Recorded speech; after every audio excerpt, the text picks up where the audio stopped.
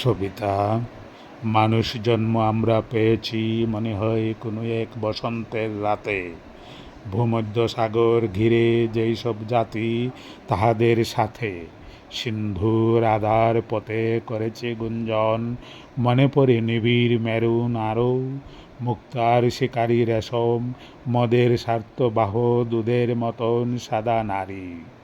অনন্ত রৌদ্রের থেকে তারা শাশ্বত রাত্রির দিকে, তবে সহসা বিকাল বেলা শেষ হয়ে গেলে চলে যেত কেবল নীরবে। চারিদিকে ছায়া, ঘুম, সপ্তর্ষি নক্ষত্র, মধ্যযুগের অবসান স্থির করে দিতে গিয়ে ইউরোপ গ্রিস হতেছে উজ্জ্বল খ্রিস্টান। তবুও অতীত থেকে উঠে এসে তুমি আমি ওরা সিন্দুর রাত্রির জল জানে আদিক যেতাম নব পৃথিবীর দিকে। কেমন অনন্য পায় হাওয়ার আহ্বানে আমরা কুল হয়ে উঠে, মানুষকে মানুষের প্রয়াসকে শ্রদ্ধা করা হবে জেনে। তবু পৃথিবীর মৃত সভ্যতায় যেতাম তো সাগরের স্নিগ্ধ কলরবে।